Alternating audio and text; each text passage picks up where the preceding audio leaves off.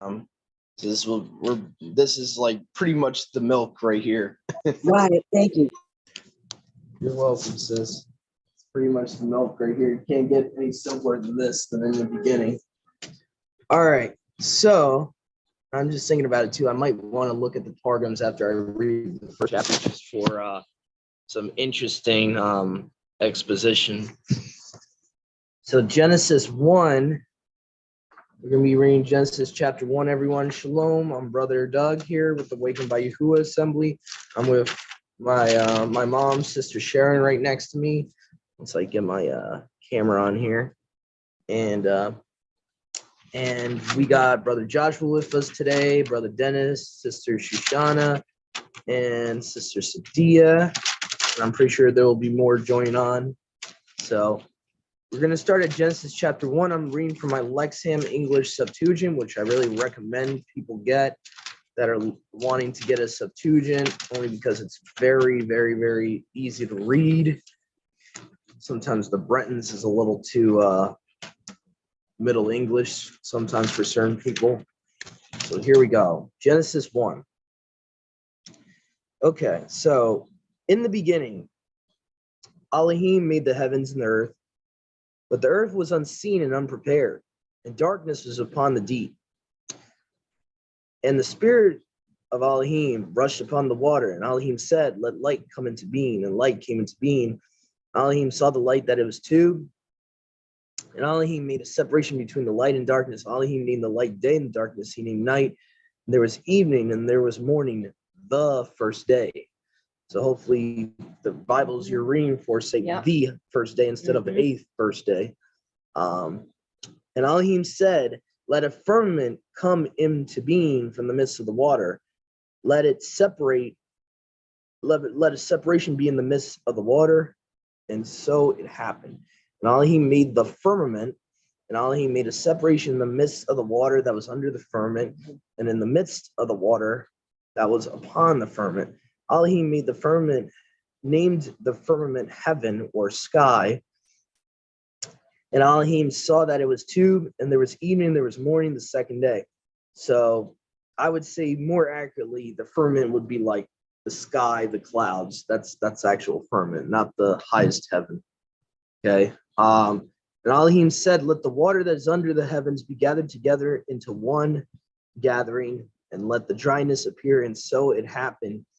And the water under heavens was brought together in their gathering or assembly. And dryness appeared, and Elohim named the dryness earth. Basically, he named the ground earth. So earth is not a planet. Earth is literally the ground. Okay. So, and the assemblies of the waters he named seas. And Elohim saw that it was two, and Elohim said, "Let the earth sprout fodder plants, sowing seed according to kind and according to likeness, and fruit-bearing tree, making fruit whose seed is itself in the tree according to the kind in regard to likeness upon the earth." And so it happened, and the earth brought forth fodder plants, sowing seed according to kind and according to likeness, and fruit-bearing tree, making fruit whose seed is itself in the tree corresponding to its kind upon the earth. And Elohim saw that it was two, and there was evening, there was morning the third day. And Elohim said, "Let luminaries come into being in the firmament of the heavens." This is a key verse here. So all the luminaries are created on the first day. That would include the host of heaven. Okay. So, and rule the days and nights. Okay, and make separation in the midst of the day and in the midst of the night, and let them be for a sign and for appointed times, and for days and for years, and let them be for illumination in the firmament of heaven, so that they might give light upon the earth. And so it happened. And Elohim made the two big luminaries, the big luminary having authority over the day, the little luminary to have authority over the night and the stars. And Elohim placed them in the firmament of heavens, so that they might shine upon the earth and rule over the day and the night, and to make a separation in the midst of light and in the midst of darkness. And Elohim saw that it was two, and there was evening, and there was morning the fourth day. And Elohim said, "Let water bring forth living and creeping things, and birds flying above the earth in relation to the firmament of the heavens. Okay, and so it happened, and Elohim made and Elohim made the very large fish and every life of the living creeping things that the water brought forth according to their kind, and every bird with wings according to kind. And Elohim saw that it was two. And Elohim grouped them, saying, increase and multiply and fill the waters in the seas, and let the birds multiply upon the earth. And there was evening, there was morning, the fifth day. Okay, so, and I would say large fish is not even accurate. It probably should say like sea creatures, sea monsters. Yeah. You have somewhere to sit. He's trying to stand and it's not going to work. Yeah. So let me get this out of the way. My knees don't bother me though when I stand. So this is very, very recent that I. There we go. So verse 23. And there was evening and there was morning the fifth day, and Elohim said, verse 24 here, let the earth bring forth a living creature according to kind, quadrupeds, creeping things, wild animals of the earth according to kind. And so it happened, and Elohim made the wild animals of the earth according to kind, and livestock according to kind, and all the creeping things of the earth according to their kind. And Elohim saw that it was two. And Elohim said, let us, notice a plurality here, let us make mankind according to our image, singular, and according to our likeness, and let them rule over the fish of the sea and the birds of the heavens, the livestock and all the earth, and all the creeping things that creep upon the earth. And Elohim made humankind. He made him according to the image of Elohim. He made them, male and female, and Elohim baruched them, saying, increase and multiply and fill the earth, and gain dominion over it, and rule over the fish of the sea, the birds of the heavens, and all the livestock, and all the earth, and all the creeping things that creep upon the earth. And Elohim said, look, I have given to you every herb that has sowable seed that is upon all the earth, and every tree that has sowable seed in its fruit will become food for you. And for all the wild animals of the earth, for all the birds of the heavens, and for every creeping thing that creeps upon the earth, that has soul of life in itself, and all the green fodder will be for food. And so it happened, and Elohim saw everything that he made, and look, it was very two, and there was evening, there was morning, the sixth day.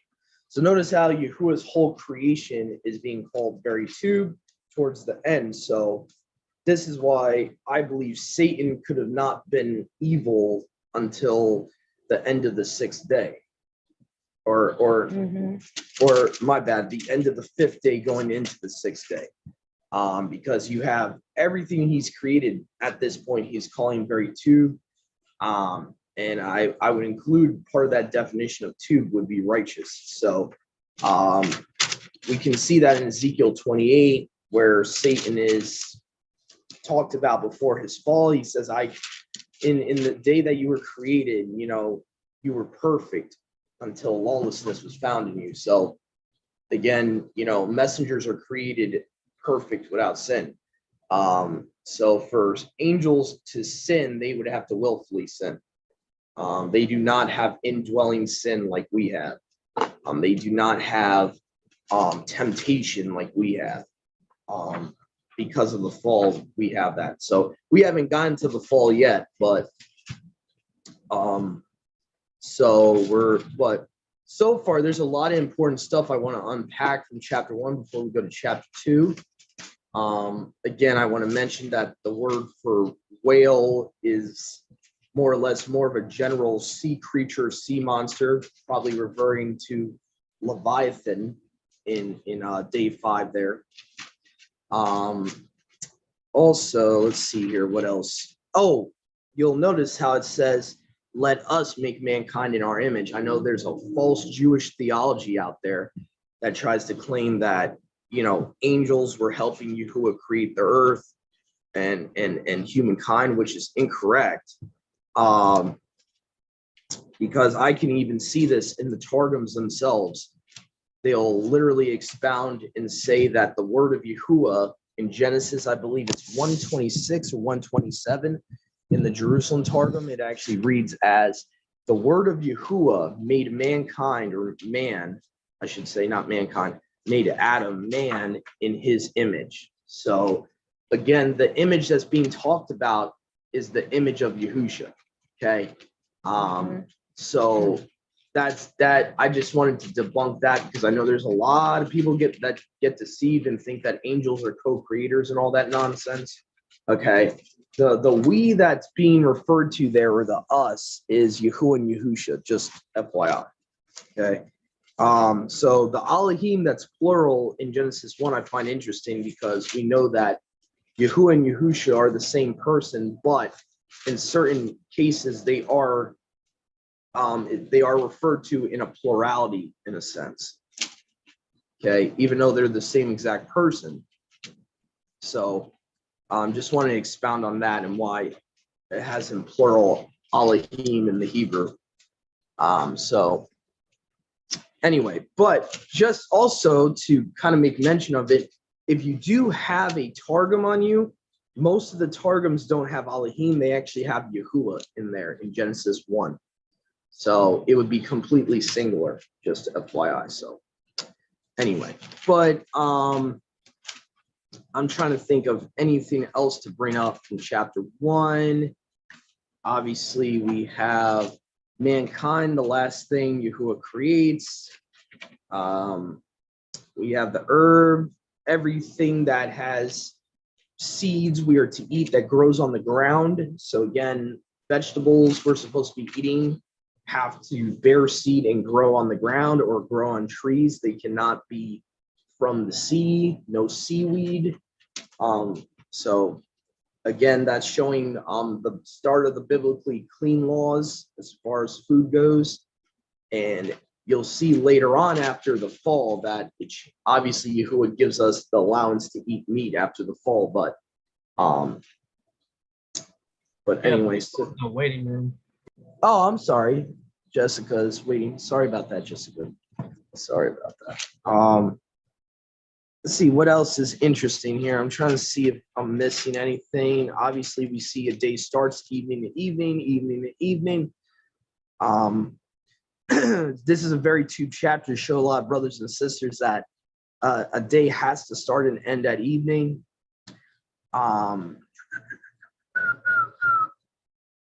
Let's see here. And again, verse 14. So a lot of people are saying, where were you getting angels from? Well, stars are angels. Okay. So Genesis 1:14 lets us know when exactly the angels were created.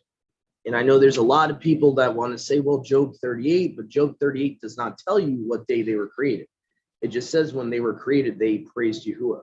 So if we're to take a literal understanding of Job 38 does not give you the whole creation account. Okay. So Genesis 1:16 specifically says that he made the sun, the moon, aka the big luminary, the lesser luminary, and then the stars. So you can rule out the sun and the moon as angels, they're not. And then all you have left is the stars. And that's another false pretense we have in public school system. Don't they teach, Mom, that the sun is a star or something? Or they I think they do. Yeah. Yes, I think they do teach that the sun is a star. Yeah, incorrect. Yeah, it's separate from the stars. So we see here that the biblical account of creation is a lot different than what public school system tries to teach us. So also the firmament, it's interesting. If you look for the word firmament would be a hard glass structure. So you'll see in the Catholic Bibles when the word firmament is there, they'll actually translate it as dome, like, snow globe. They'll actually translate it as a dome, like a hard structure. It's not an expanse. I hate how the modern translations translate it as an expanse, because that's not what a firmament is. A firmament is a hard structure that keeps us out of the heavenly realm. Pretty much So that's why, not to go into a whole conspiracy theory thing, but that's why the moon landing never happened. You go by the biblical cosmology, men can't escape this realm and go, into outer space. There is no outer space, and you have a dome that would be keeping everything inside the earth. So Yahuwah does not allow us to go past the veil. So just saying, there's a veil between heaven and earth. So anyway, but let's see here. I think that's pretty much about it. The sowing seed. Obviously, the beasts of the earth, that's would refer to all the wild beasts and the land animals and all that. So that's pretty much it, I think. It's interesting that the initial intention was Yahuwah was to give us rule over all the animals, dominion over all the animals, all the fish and all that. And we Adam and Kua kind of screwed that up for us. That's why you see, when it brings him to the land after the fact. When Yahuwah brings them into the land after the fact, he shows that they would have to worry about these beasts. Yeah. There's a difference. Once you get to the law of Moses, like Yahuwah even says, I'm not gonna deliver you all these tribes all at once, because then the wild beasts of the earth are gonna multiply before you. So there's actually a fear for mankind with the wild beasts, when before that the wild beasts would have been subjection to Adam and Kua before the fall. So pretty interesting to me.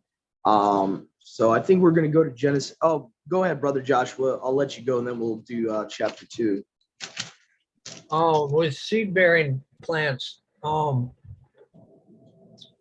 it's definitely important to kind of look into different things, because, like, for instance, some of what we're allowed to eat actually has seed in what we're eating. Whether, let's say, apples, they have seed in them. Spinach, on the other hand, bears seed. It flowers and it bears seed, but we eat the leaves. We don't eat the flower.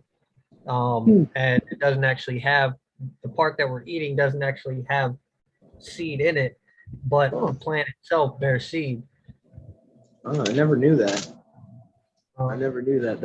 That's interesting. I never knew that the part of the spinach we're eating doesn't have the seed. That's interesting. And that makes me sick. I definitely would not eat that anymore after knowing that. But the plant itself still has seed in it, though. Yeah. I wonder how it would taste to actually eat the plant. I don't think anyone's ever tried that. So I would try it. I would see if it's even worth it for me to eat it, whether I would actually like the plant. What I'm saying is that I don't see anything wrong with eating the plant, the leaf, because we would be, isn't the whole plant, if it bears seed, isn't the whole plant open? Right. Yeah, that's true. That's true. That's true. I think the point Yahuwah was making was that whatever plants you're eating, some part of it has to bear seed. Yeah. Yeah, so I agree with Joshua. I think that's the point Yahuwah is making. Also, is to remember too. He says he gives us 2 designations where those plants are, on the ground or on the tree. So anything that's in the waters, you should not be eating. I know we have a lot of brothers and sisters that come from Asian cultures, and I know this for a fact. Nori is very popular in those Asian cultures, but that's not clean. Just want to let you know that seaweed's not clean. It's not supposed to be eaten. So I just if we have any Asian mishpak out there, just want to let you know that's a lot of the cultures out there, a lot of the Asian cultures eat a lot of unclean things. So you gotta realize that a lot of that stuff is a Gentile dietary, application rather than what Yahuwah intends. So anyway, but very to bring that up, bro. So you're going to notice a difference. I'm just going to give you a heads up in chapter 2. If you have a Masoretic text, Old Testament, you're going to see a difference here. Okay, it says Genesis 2, chapter 1. My bad, chapter 2, verse 1. Genesis 2, verse 1. the heavens and the earth and all their ornamentation, or the Masoretic text would say, hosts, the armies, were completed. Elohim completed his works that he did on the sixth day. And on the seventh day, he ceased from all his works that he did. Elohim baruched the seventh day and made it set apart, because on it he ceased from all his works that Elohim began to do. And so this to me is a very, very subtle difference. Masoretic says seventh. I know. So it would make people believe it's okay to do some work on the seventh day. So it kind of gives Right, you yeah. leeway. The like- ESV is actually worse than the NIV on it, because it says, and on the seventh day, Yahuwah finished his work. It leads you to believe that the finishing Yeah. happened on the seventh day. So I right away went to my Lexham over here and read it. And indeed is very clear that he finished the work on the sixth day, and on the seventh day, he ceased from all his work. So yeah, it can really confuse somebody a little bit, because all these Masoretic texts seem to say that Yeah. by the seventh day, They try to at least fix it. Some modern Bibles will at least say by the seventh day. So meaning like in the Hebraic understanding, the end of the sixth day, he stopped. So they like the ISV, the NIV, they all try to fix to fix the error in the Masoretic text. yeah. But it's really the Masoretes' fault. They changed the words 6 to 7. Is what they did in the Hebrew. So they did that on purpose for whatever stupid reason they had. So, but yeah, that's already you'll notice a difference there. So let's see here. This is by the way, the Septuagint is not the only one that shows us it should be 6th. I just want to show here. Go to Samaritan Pentateuch, see if I have it on here. Just want to show you guys something. Samaritan Pentateuch is almost as ancient as the Septuagint. I think some actually claim it's from 100 BC, I think. Let's see here. Let's go here. Let me go to, should have the Samaritan Pentateuch on here. So go to Genesis 2:2, just to show the viewers and listeners. Here's a second witness here. Another manuscript that's almost 1,000 years older than the Masoretic. Okay, Genesis 2:2. And on the sixth day, Elohim ended his work which he had made. He rested on the seventh day from all his work which he had made. So a lot of the times you'll notice you're going to see a lot the same variants for the most part that the Septuagint has, the Samaritan Pentateuch will have with the Masoretic. So you're going to see a lot of similarities between those two texts. So FYI, the Samaritan Torah is a Torah that the Samaritan families of Judaism use to this day. It's an ancient manuscript that they use rather than the Masoretic. Originally, the Samaritans, it seems like they were Ephraimites. They were actually ethnic Ephraimites that from Ephraim that intermarried with Gentiles by the time of Messiah. So it's very interesting to look into that manuscript. And I do have a video about the different manuscripts that beginners, listeners, they might want to look into. So I'm going to give you guys a couple of links after we do this study today so that you can look more into these different manuscripts of the Old Testament and all that. So FY, what I'm reading from the Septuagint, this is the Tanakh, the Old Testament Messiah would have read himself and his disciples would have read from. So, all right, we're going to continue here.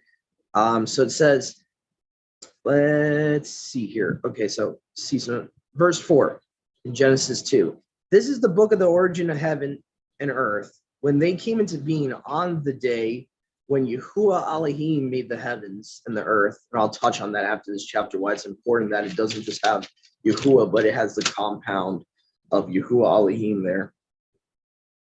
Made the heavens and the earth, every green plant of the field before they came to be upon the earth, every herb of the field before they had grown up. For Yahuwah had not sent rain upon the earth. And this is where I don't recommend having a King James in this verse. You're going to see why. So it says in verse 6, there was, all right, then to verse 5, there was no human to work the earth.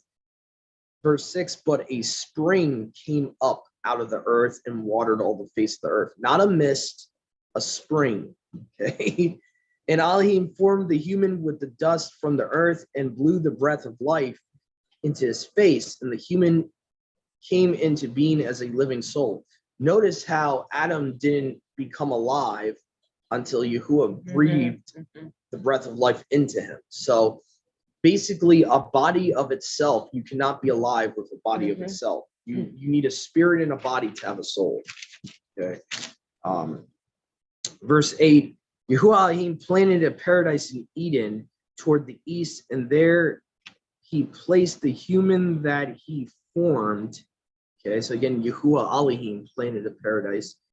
And Elohim further brought up from the earth every tree beautiful to the sight, too, for food, and the tree of life in the midst of the paradise, and the tree of knowledge, what is known of good and evil. But a river goes out from Eden to water the paradise. From that place, it separates into 4 sources. The name of the one is Pishan. This is the one encircling all the land of Havilah.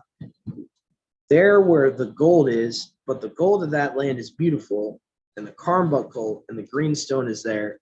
The name of the second river is Gihon. This is the one encircling all the land of Cush. The third river is the Tigris. This is the one going opposite the Syrians. And the fourth river, this is the Euphrates. Yahuwah Elohim took the human that he formed and placed him in the paradise to work and keep it. And Yahuwah Elohim commanded Adam, saying, from every tree that is in the paradise, you may eat for food, but from the tree for knowing, or actually how I like how the Bretons would say, for the tree for learning the knowledge of good and evil, you will not eat from it. On the whichever day you eat from it, you will surely die. And Yahuwah Elohim said, it is not too for the human, for that human is alone. Let us make for him a helper like him. So notice how it's saying Yahuwah Elohim said, but there's a plurality. Okay. And Elohim further formed from the earth all the wild animals of the field, the birds of the heavens, and he led them to Adam to see what he would name them. Anything, whatever Adam named it as a living soul, this was its name. Adam gave names to all the livestock and to all the birds of the heavens and to all the wild animals of the field. Yet for Adam, no helper resembling him was found. So Elohim laid a trance upon Adam and put him to sleep, and he took one of his ribs and filled up the flesh in the place of it. And Yahuwah Elohim built the rib that he took from Adam into a woman, and he led her to Adam. And Adam was said, now this is bone from my bones, flesh of my flesh. She will be called a woman because she was taken from her man. For this reason, a man will leave behind his father and mother and will cleave to his wife, and the two will become one flesh. So notice there, let me admit, Brother Mashan here. So notice how in the end here it says, for this reason, a man shall leave his father and mother.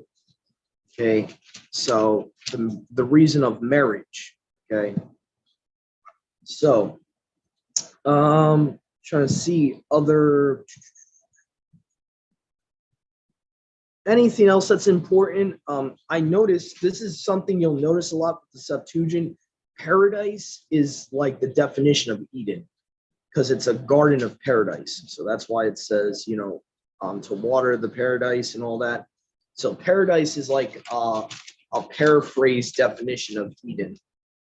So trying to see anything else. Oh, I did want to mention that a lot of times in our Bibles where it has Yahuwah and then the title Elohim right after it, that's indicating that it's talking about Yahusha here. Okay, so when it says Yahuwah and then Elohim, that is referring to the person of Yahusha specifically. So it's kind of interesting. What's interesting too is in the Targums, hold on a second. Let me get one of my Targums. In the Targums, you'll actually have Yahuwah Elohim is sometimes paraphrased a lot as the word of Yahuwah. So let me get these out here. Should be more prepared to have them out right away while I'm reading. Okay, so all right, let's see. I think it's the Jerusalem one that talks about this. I think the Pseudo-Jonathan one does as well. Let me see here. Genesis 2. So again, and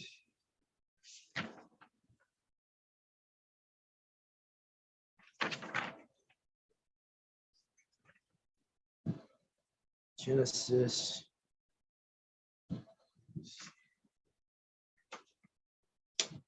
Okay. Okay, never mind. No, it doesn't get paraphrased for the word of Yahuwah until the next chapter. Never mind. I'll keep these out though, because that's going to come in handy. Yahuwah Elohim is paraphrased in the next chapter in verse 9. So as the word of Yahuwah. So just double check here in the Jonathan one.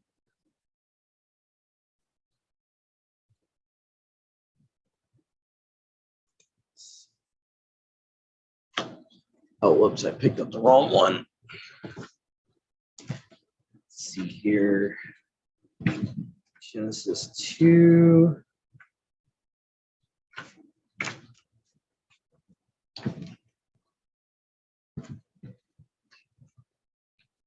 All right. Okay, let's see here. So I'm looking at, let's see. No, okay. It just has Yahuwah Elohim. All right. Never mind. Never mind. We'll probably see that in the next chapter. Go ahead, Brother Joshua. I see you got your hand up. Go ahead. So apparently modern day, I know that Cush is equated to Ethiopia, but apparently modern day Ethiopia is only a portion of what Cush was. What I'm looking at is saying that Cush originally, it originally covered when it was all the way from southern Egypt to northern Sudan and up to the Horn of Africa. That makes sense. Because Ethiopia is pretty short. So I would imagine that it spreads longer than that. It's also saying that there's documented evidence that Dacia, which is present-day Romania, was also called Ethiopia. Interesting. That's interesting.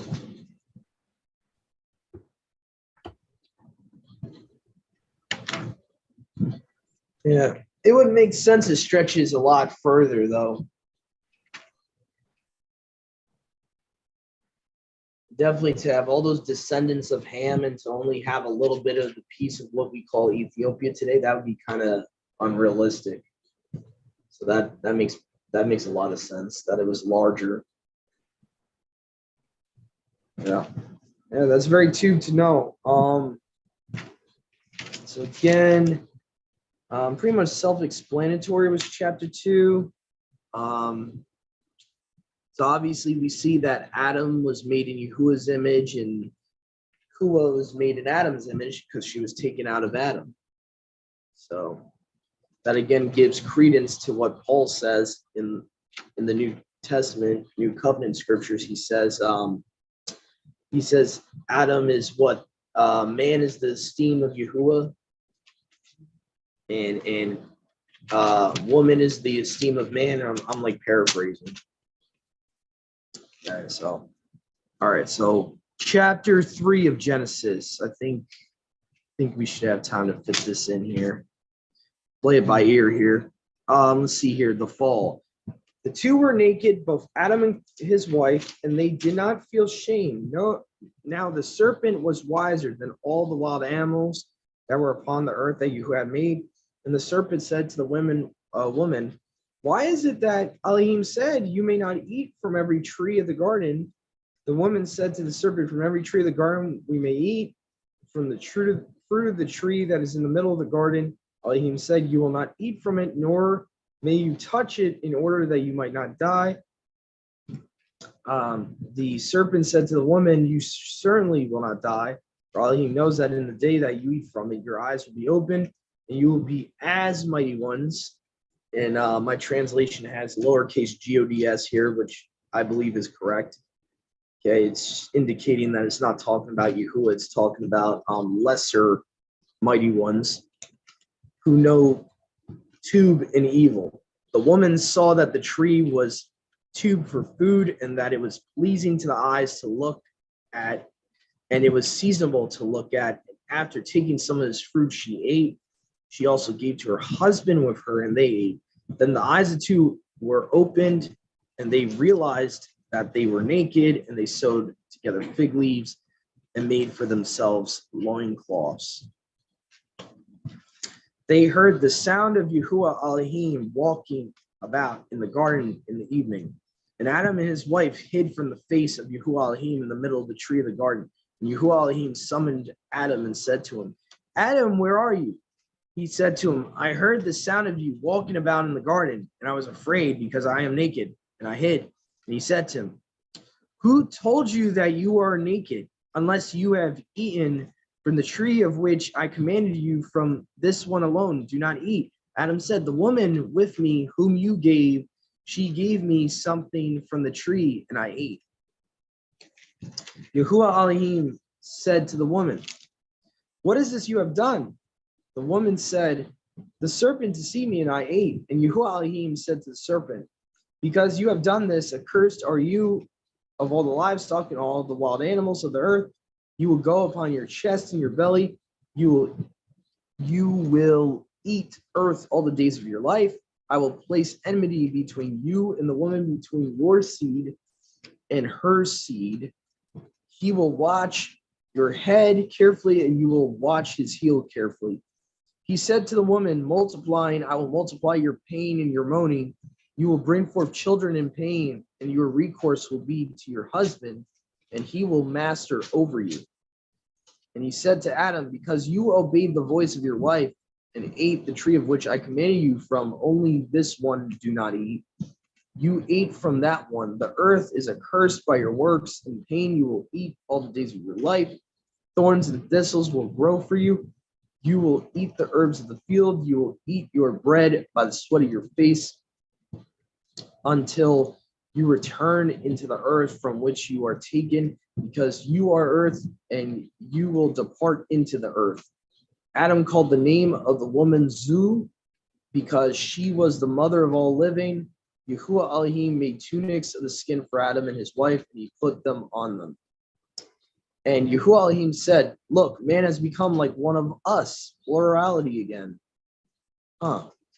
Knowing tube and evil, so now may he never stretch out his hand and take from the tree of life and eat, and will live forever. So Yahuwah Elohim sent him away from the luxurious garden to work the earth from which he was taken. So he threw Adam out and settled him opposite of the luxurious garden, and stationed the cherubim and the flaming turning sword to guard the way to the tree of life. So we see here that in the Greek, they use a different name for Adam's wife, which most likely is just a Greek equivalent to the actual Hebrew word. See what happens here, our English translators translate it as Eve, when that's not really what her name is. Her name is, in the modern Hebrew, it would be Kua. In the Paleo, it's Hua, which is actually the suffix of Abba's name. So the stupid English translators put a traditional name for her, Eve, which doesn't make any sense, because the English word Eve would be the prefix of evening. We see right here in the text, it says her name means mother of all living. It doesn't say mother of the night. Right. So like, what, it's stupid. There's no reason for them to, they should have just kept it in the English the same. So they should have just translated straight into English what it was in the Hebrew or the Greek, so anyway, so a lot of interesting stuff. I did want to pull up this Pseudo-Jonathan Targum here. I'm going to show you guys why, what I was pointing to earlier with the phrase Yahuwah Elohim. I know certain versions of Genesis will just say Yahuwah or Elohim. Sometimes it leaves out one of the compound parts of the name. And I think there's a reason for that. I'll show you why. Because by the time the Masoretic text comes out, these rabbis realize who the word of Yahuwah actually is, and they want to take him out of the text as much as possible. Show you guys something cool here. So in Genesis 3:8, which I believe is actually a lot more accurate in my opinion, especially what Yahuwah says to Adam makes way more sense. In the Pseudo-Jonathan Targum, it says, Genesis 3:8, it says, they heard the voice of the word of Yahuwah Elohim, the word of Yahuwah Elohim, walking in the garden in the repose of the day, and Adam and his wife hid themselves from before Yahuwah Elohim among the trees of the garden. Verse 9, and Yahuwah Elohim called to Adam and said, is not all the world which I have made manifest before me, the darkness as the light? And how do you thought in your heart to hide from before me? The place where you are concealed, do I not see? Where are the commandments that I commanded you? Or it probably should say singular, probably should say commandment, because he's only given like really one commandment at this point. So it should be translated as, where's the commandment I've commanded you? But it's very interesting. This Targum, these rabbis that wrote the Targums, they understood that where are you, Adam? It didn't mean like Yahuwah didn't know where he was. No. Because that would be a rhetorical question. So they understood that the where are you, Adam, has more to do with Adam's sin, has more to do with, you really think you can hide from me? You've sinned now, and now you're trying to hide from me? That's the whole point of that expounding there. So I would recommend babies that are, that are on right now, don't read these yet, only because you're not like, you don't have a firm foundation yet. But I would recommend, once you get a firm foundation, definitely check into these, test these out. These, the Targums are basically a commentary and scripture at the same time. So instead of putting footnotes or commentary on the bottom, what the Targums will do, they'll have the actual scripture and then have the expounding or commentary in the verse. So it helps us sometimes understand certain contexts that in our Greco-Roman understanding that are lost in translation, you can say. So I did want to point that out, that obviously Yahuwah Elohim in that verse, in verse 8 in the Targums, is the word of Yahuwah Elohim. So it shows that these guys, these 1st to 3rd century rabbis, understood that the word of Yahuwah was Yahuwah himself. And so it was the same exact person. So a lot of times when it says Yahuwah Elohim, it's actually Yahusha pre-incarnate. It's basically Messiah pre-incarnate before he took on flesh. So anyway, I think, I think what we'll do is we'll read chapter 4 here because it's pretty short. And I think we'll call it a day after that. I don't want to kind of give us too much to, what's the word I'm looking for, Mom? Like too much for our brains. Overbearing. To overwhelm our brains. Overwhelm. Yeah. So I just wanted to mention one thing. Yeah. Is that in the last year since I've read some of this, it seems like we have our first example of feminism in the garden. Eve should have known enough to refer to her head, to refer to her headship, even when the serpent was talking to her. And she didn't do that. She made the decision. That brings something else up. I'm glad. I'm just saying that the headship got screwed up right there. That brings up something else. I wanted to show you guys a little bit of proof here that that Satan telling them they're going to be like Elohim is not what we're thinking. Because I know a lot of us, we were raised with the idea wherever we see God, we think of the Father and all that. Okay, I'm gonna show you something. This, according to the Targums, mighty ones or Elohim in that sense is not referring to the Father. It's actually referring to the angels. Okay. So basically what Satan is saying to them, oh, enough, enough, you stupid YouTube. Go away. Go away. I never get these notifications ever. I got to get all of them like literally now. Like, really, man? Sorry, guys. I apologize. But I found it interesting when you look at the Pseudo-Jonathan Targum, it says, and I find this interesting, they identify the serpent as Satan himself in their own Targums. This is a traditional name for Satan. You'll see in Jewish lore, they call him Samael. So it says, Samael, the woman beheld Samael and was afraid, and she knew that the tree was too to eat, and it was medicine for enlightenment of the eyes. Okay, the previous verse, verse 5. For it's manifest before Yahuwah that in the day that you eat of it, you will be as the great angels who are wise to know between good and evil. So what it's showing is that basically Satan is trying to say, oh, you'll just be like us. You're not going to die. You're going to be like us. You're going to be ascended. You're going to be heavenly beings. Oh, you're going to be, lowercase gods's like us. So I kind of like how the Targum says that, and the next verse actually identifies the serpent as Satan. So I kind of like that too in their expounding. But I just thought that it was interesting when my mom was getting into the whole thing about Eve listening to the serpent, Satan, that basically, you have feminism there, but you also had the promise of deityhood. And everyone that has, that's how Satan gets people. He gets you to think, oh, you could be your own mighty one. You could be your own deity, man. Wouldn't you rather worship yourself or be worshiped than actually have to serve?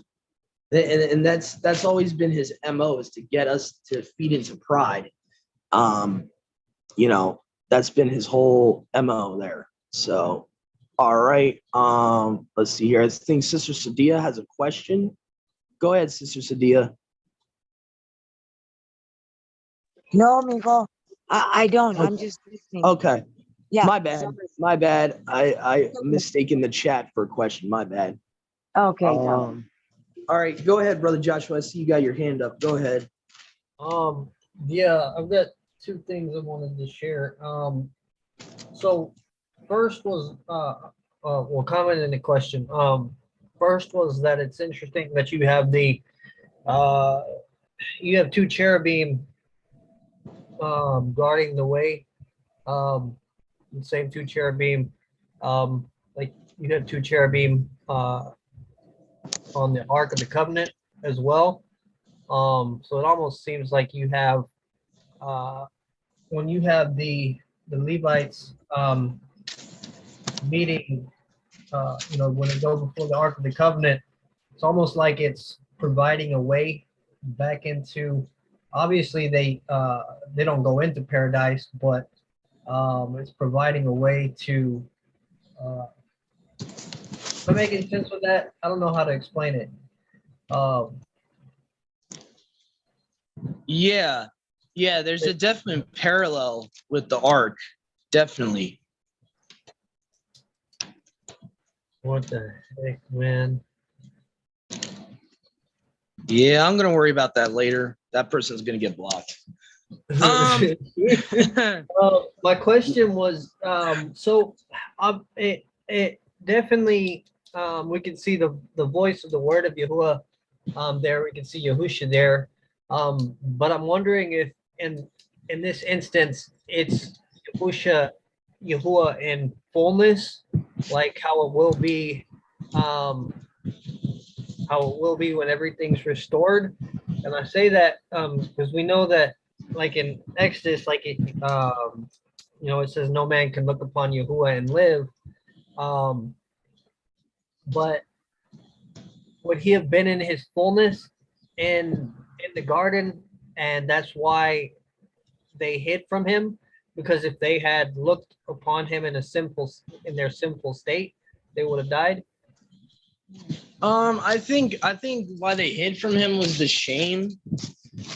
From what I could look at, from just looking literally at the text, they're in sin, they're shamed, they know what they did was wrong. Yahuwah, told Adam the command, and Adam would have told Kua or Hua by default. So they both knew what they did was wrong. And I think after they eat the fruit, it seems like they saw their shame. Like it's almost like an allegory. Because the idea of seeing themselves naked isn't like what would give them shame. I think the nakedness that's being talked about there is actually sin. We see that a lot in scripture where you could even go to Revelations. Stupid thing. So you could go to Revelations where Yahusha says you're naked. You think you're rich. You think you got all these things. You're naked and pitiable and poor in a spiritual sense. And I think that's what was going on. So in my opinion, I think it's more or less even though there's possibly something to the fact that they knew they couldn't be in the fullness of his presence now that they sinned, I think more or less they were ashamed of themselves for disobeying and giving into the seduction of the serpent that, oh, you could be your own Elohim. And I think they realized after they ate of it that they lusted after the same thing the serpent lusted after, and they realized they sinned, and they realized, oh wow, like we did something wrong. And then I think they also hid themselves because they heard his voice, Yahuwah's voice. So they realized, oh boy, like kind of like how children when they disobey their parents, once they know mom and dad is home, oh, we better run. It's kind of like the same thing. I did want to touch on the two cherubs with the sword. I think that also shows, I don't know if you were touching on this, but I think it also shows the picture Michael and Gabriel, being under Yahuwah, kind of like in heaven, what it would look like, Michael and Gabriel, like being under him. How it talks about Yahuwah is over the cherubim, and the one that sits above the cherubim. So I think that's a cool parallel, even in a heavenly sense, of how it would look like in heaven with the mercy seat in heaven. So trying to think, is there anything else?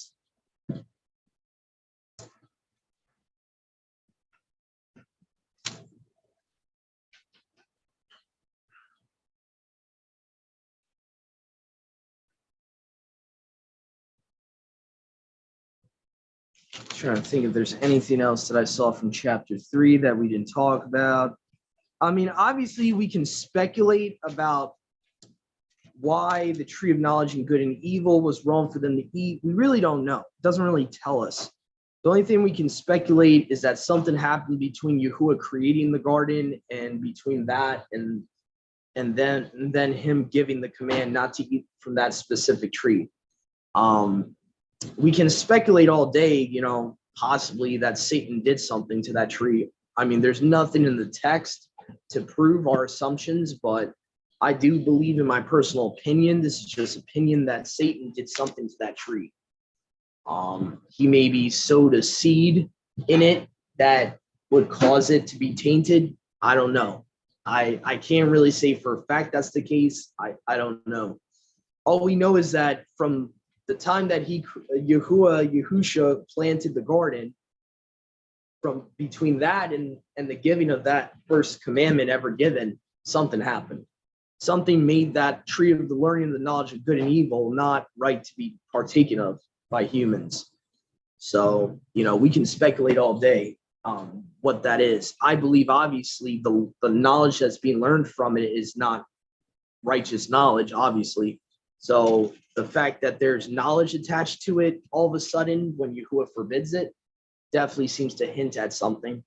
And you kind of see a parallel to that in Revelations where Yahusha says, I forget if anyone knows the verse, feel free. I'm trying to remember the exact verse. where it talks about to those that have not known the secret things of Satan. Okay.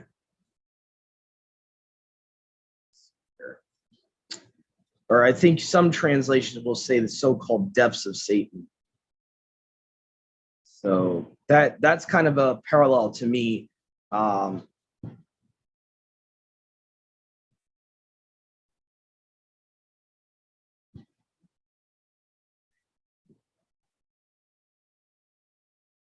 Yeah, Revelation is 2:24. So depending on your version, it would say, let's see here. But to you I say, to the rest that are in Thyatira, as many as have not this teaching, so notice how it says teaching or doctrine, who not know the deep things of Satan, as they are wanting to say, I cast upon you no other burden. And I've read a lot of tube commentaries. It seems like the Gnostics were teaching that Satan was trying to give Adam and Kua like divine knowledge from the tree of knowledge and good and evil. So that seems to be the actual like commentary or historical context behind that. So just thought I would bring that up. So there seems to be things that Satan would have wanted Adam and Kua to know that Yahuwah didn't want them exposing themselves to and all that. So anyway, so I think that's all I wanted to expound on. Brother, do you have anything else to add? I see you got a hand up. So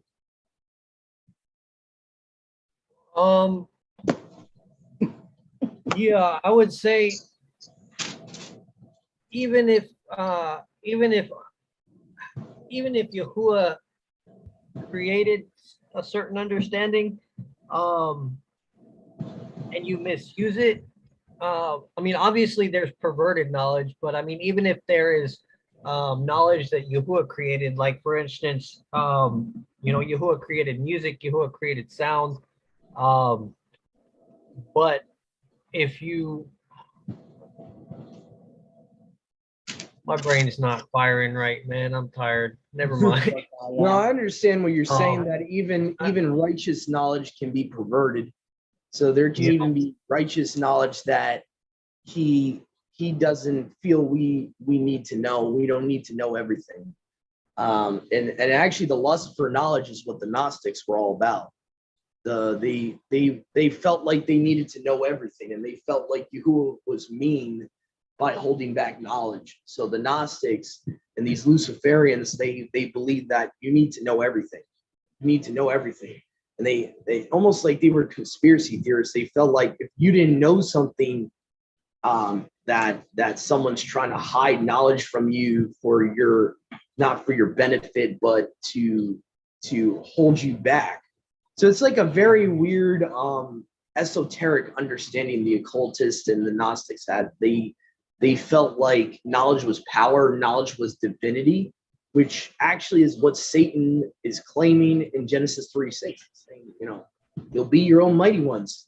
You have this knowledge, you'll be like us. You'll be like us in heaven. So Yahuwah is selling, not Yahuwah, my bad. Satan is selling this pitch.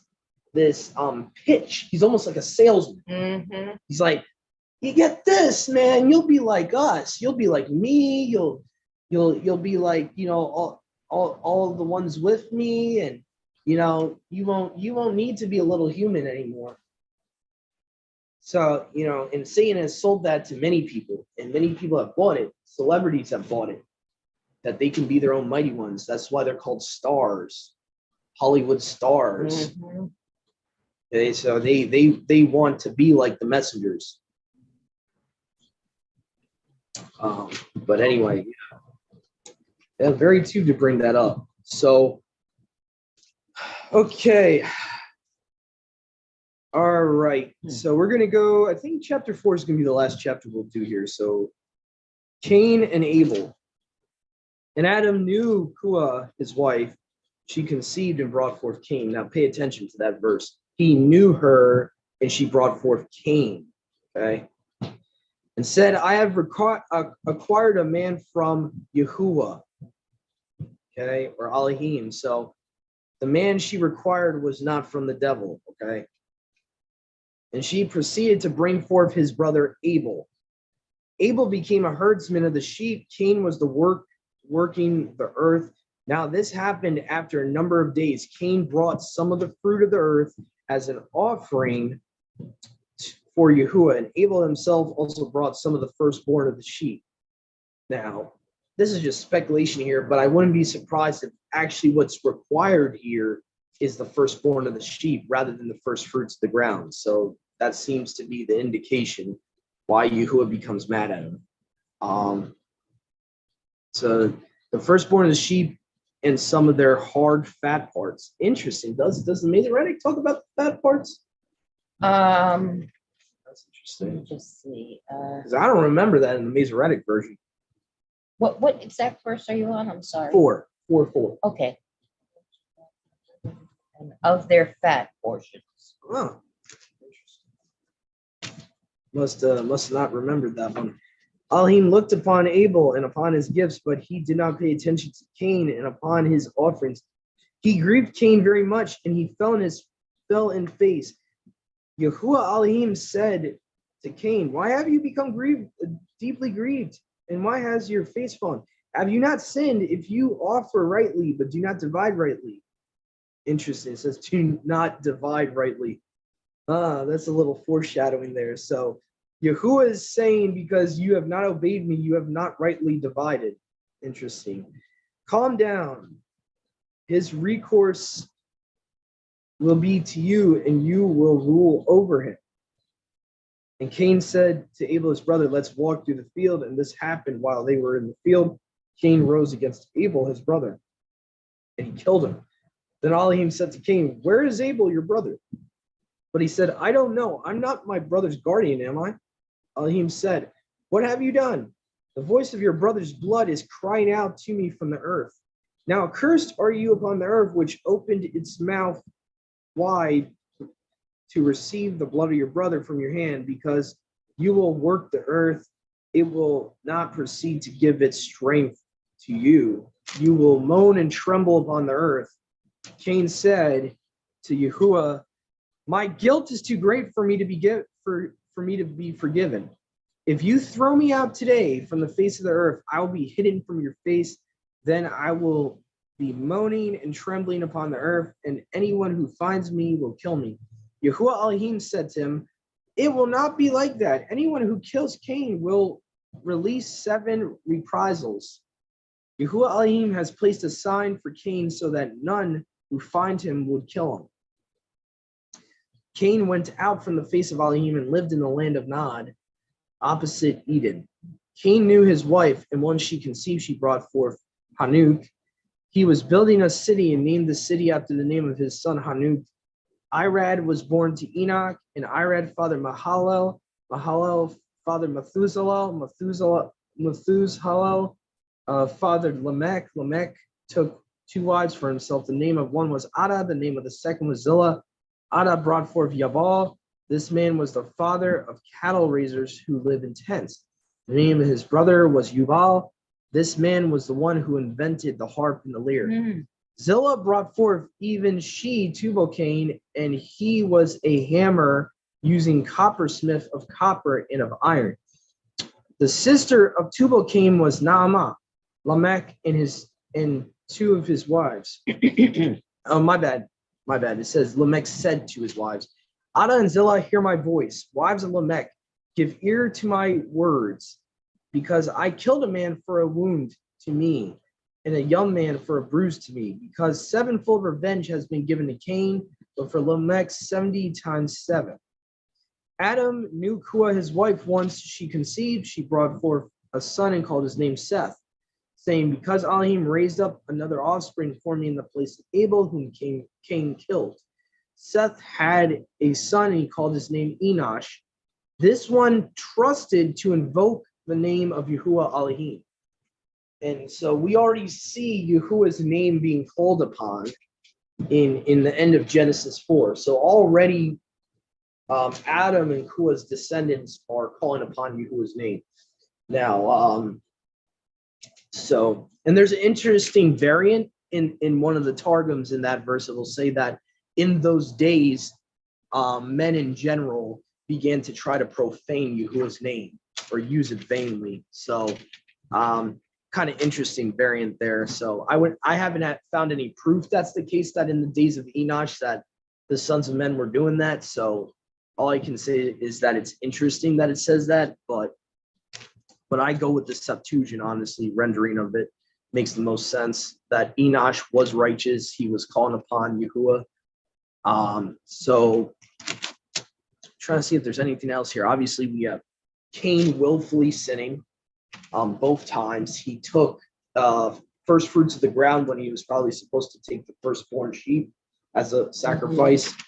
Seems to be what the story's entailing here. Then he sins again willfully and kills his brother for no reason. Yeah. Just because his brother was looked upon favorably by the father, not him, he gets jealous and envious and kills his brother. Also, I wanted to mention that notice how he found a wife as soon as he left across Eden. Okay. There's no proof that there was any other humans alive at this point of any other families on the earth. He would have had to find a sister of his for that to happen. We can safely, assume that would have had to be the case. Adam was the first man. There was no one before him. There was no pre-Adamites. I know there's some people that believe in a pre-Adamite race. I respectfully disagree. There is no canonical or legitimate extra biblical inspired literature that would hint to that. Matter of fact, regardless whether they're inspired or not, almost every extra biblical book says that Adam and Hua had other children that were female that would have been given to their sons as wives. So what we have to understand too is what was given in the law of Moses was not given before the law of Moses, when it's talking about restriction against marriage within the family. Okay. There was no command given in Eden that they couldn't do that. Right. So to be honest, it wasn't a sin back then. So there are things that Yahuwah adds to his law and he forbids when they get to Mount Sinai. So what we have to understand is there's a difference in the law of Eden versus the law at Sinai. There is a difference. So that's important to understand. But just FYI, for those of our brothers and sisters that want to say, what about extra biblical literature? The extra biblical literature, believe it or not, would actually side with them marrying their own sisters, just FYI. So there's not one book out there that would claim that there was other Adamites out there or co-Adamism. So anyway, go ahead. Let's see. I think Brother Joshua, or does anyone have a hand up? At this for a hand up. Okay, never mind. I'm seeing. Yeah, I got a hand up. Sorry, my hand went down when I switched to my phone. So I'm wondering if you have, because I 4:7 I used to think that, I mean, I'm sure it still does, that it's talking about where it says I know the Masoretic says sin is crouching at your door. Let me go to and unto you shall be his desire and you shall rule over him. It's worded a little bit differently in the Septuagint, but I find it interesting, and I'm not sure what exactly that's what they're pointing to, but you have, so Genesis 4:1, and unto you shall be his desire and you shall rule over him. And it's almost the exact same wording that Yahuwah gives to Eve in 3:16, and your desire shall be to your husband and he shall rule over you. Any thoughts on that? I don't think it's related. Just because it's the same word, it's not related. This is talking about Satan directly. When we understand that Satan has the power of sin, what it's talking about, it's saying here, and I think the Brenton does it a little better in my opinion. It says, have you not sinned, you would have rightly divided it, meaning the word, rightly dividing the word. Mm-hmm. Be still, to you shall be his submission, his. You shall rule over him. Who's the his? We just who tempted Adam and Kua to sin? Who has the power of sin? Satan has the power of sin. So what he's trying to say to Cain, basically in layman's terms, is every time you sin, Satan's going to be crouching at your door, but you have to rule over him. You can't let him have an open door. So I believe that's in context with saying, I understand that's the same word and that it seems like it's a similar context, but it's not, because he's specifically talking to Cain about Cain's own sin, his own transgression of the law. And he's saying that sin, obviously sin is not a person. So the fact that Yahuwah is referring generally that sin is crouching at the door, that is an allegory for Hashatan, Satan. It's an allegory. I mean, as far as the connection, I mean that Satan is desiring after us. Yeah. In a similar way that he desires to devour us, you could say, like how Peter talks about it. He says that Satan walks around like a roaring lion seeking who he may devour. That's right. So I would say Genesis 4:7 is a perfect parallel with what Peter talks about. And it's basically the idea Satan desires to have us fall. It's like misery loves company. He wants us to fall. So when he sees that we missed the mark, he's not just going to leave it at that and let us mess up and get back up again. He's going to try to go into that open door and try to get us to become reprobate in a way. So he wants us. Is that a similar, because I forget exactly how the Targum would word the Genesis 3 Eve's. I remember you bringing it up in the past. The way that it words Eve's curse. Let me see. Yeah, it says the seed battle. So it says this is the pseudo Jonathan one. It says, I will put enmity between you and the woman, and between the seed of your son and the seed of her sons, meaning the whole seed of the woman. It shall be when the sons of the woman keep the commandments of the law, they will be prepared to smite you upon your head. But when they forsake the commandments of the law, you will be ready to wound them in the heel. Nevertheless, for them, there shall be a medicine. We were talking about this off record the other day. So the Targum mentions that Messiah is the medicine. But for you, there will be no medicine, and they will make a remedy for the heel in the days of the King Mashiach, or Messiah. So that's what you're referring to there. So the part about her ruling over her, desiring to rule over her husband. Yeah, the rule over her husband, I think, is what that is almost like this. It's the idea that she wants to rule over her husband would be that's the sinful inclination that she gets from the fall, because it's like, to explain it in layman's terms, when the fall happened, in a way that now indwelling sin that's now genetically passed on to us is now, it's almost like a characteristic of the enemy has now tainted the original image of Yahuwah. And now all of us in us have to battle our fleshy inclinations. And one of the fleshy inclinations that a lot of women from the start, once they start growing up and they get, they actually start having sinful inclinations. The major thing that a lot of the women have from the curse is that now, as part of a curse that Yahuwah tells them they're going to have, they're going to want to be over their husband, because Satan doesn't like anything that's of Yahuwah's. So in a weird way, part of his characteristics passed on with the curse, with the fall of man. Sin of itself is like basically a product of the devil. So the fact that he is the one that basically, you could say, in his mind, he was technically the progenitor of sin, because he was the first person to willfully commit lawlessness in his mind. He wanted the throne of Yahuwah. He wanted to rebel. So rebellion, in essence, is a characteristic of the devil. So when the fall happened, part of that rebellion kind of passed on to mankind in general. women have this sinful carnal inclination in themselves to want to be over men.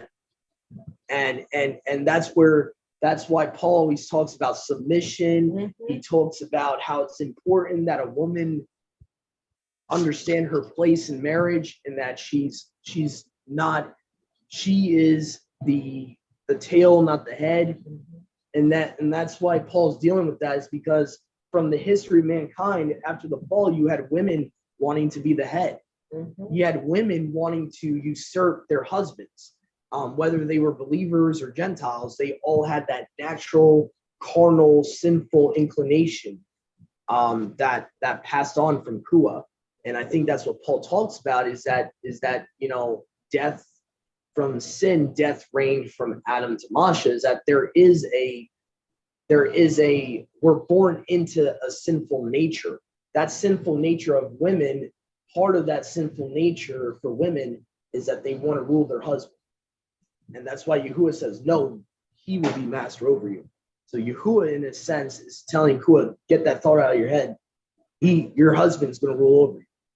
That's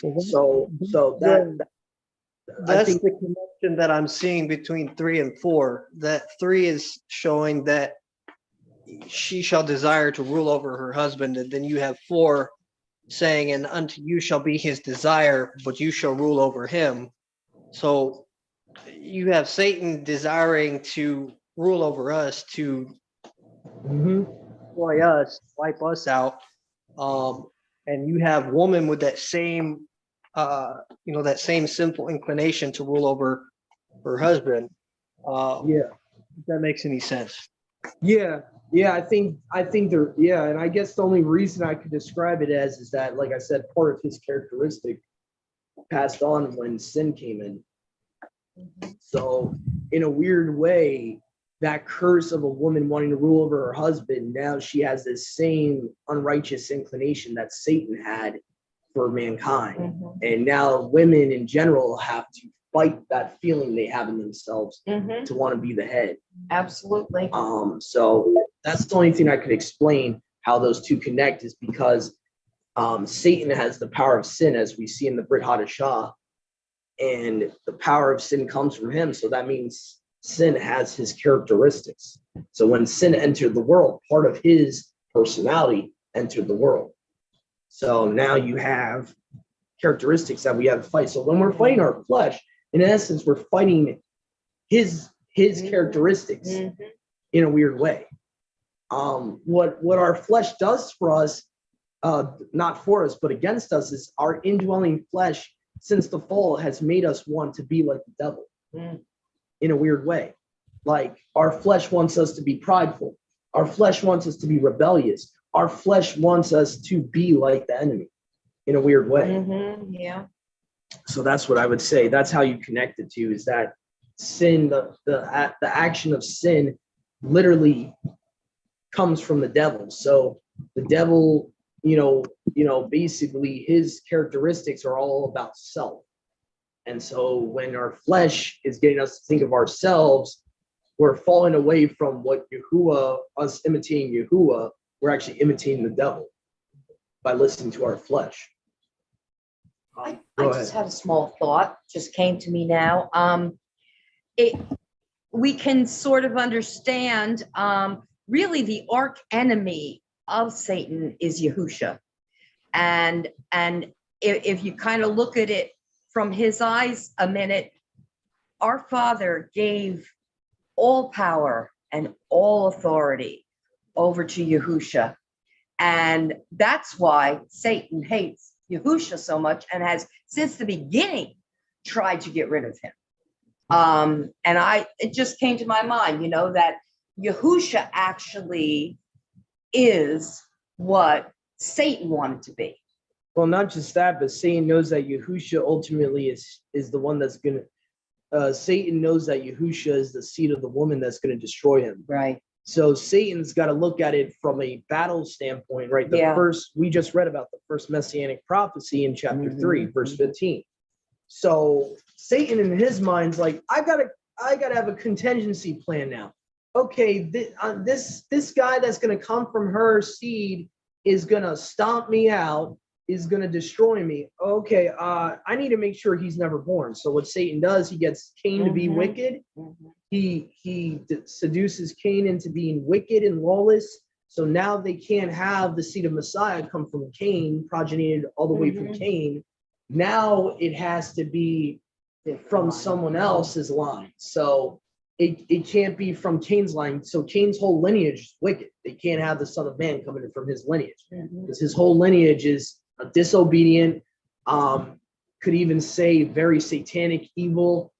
There's even legends. I don't want to go into the legends because I don't know whether they're true or not, but there's the evil Enoch, that's his son. There's a lot of mythology and legend about the evil Enoch from Cain's lineage and all that. But basically, Cain's whole lineage was not going to be counted as the seed of the woman because he was Mhm. wicked. He was not, so now Yahuwah had to improvise and be like, okay, I'm not going to have Messiah come from that part of the woman's lineage. Now I gotta have it through Seth. So Seth, so the devil was smart. He had Cain kill evil, got rid of the righteous part of the seed, Mhm. and then Cain's whole lineage, Yahuwah is not going to use now. So now Yahuwah's got to have her to have another son, Seth. He appointed Seth for her. Mhm. Seth means appointed. And so now through Seth's line, we see that Seth, and then through Seth down to Shem, and all that, and Abraham, you have the seed of Messiah. So it was specifically, that was Yahuwah's kind of backup plan was, and Yahuwah knew, I mean, he was all ever knowing that Satan was going to try something. Yahuwah knew that once it came out of his mouth, that prophecy came out of his mouth, Satan was going to have a plan. So Mhm. basically, Yahuwah knew he had to have a backup plan. He foresaw that. So he's like, all right, so now I'm going to have it through Seth. So Satan realizes that, and then his contingency plan of his own is to destroy Judah eventually. He tries to destroy the whole tribe of Yehuda. He knows that Yahuwah later on prophesies that through Yehuda, that's where the seed of the Messiah is going to come through. So it's a constant seed war. That's why for the viewers and listeners that are new to this today, that we went through a lot of different cross references and stuff. Definitely, I would point you to Genesis 3:15 is very important. It's the first ever Messianic prophecy in the Word, extremely important. And as you see, as we're going to be reading through Scripture, book by book, chapter by chapter, in chronological order, you're going to see how that picture of the seed war, how it's going to culminate at the end. But you see here that already Yahuwah and Satan are battling, and Satan's trying to make his best chess move, and Yahuwah counters that. And so that's what's going on right now. So, hopefully this was a very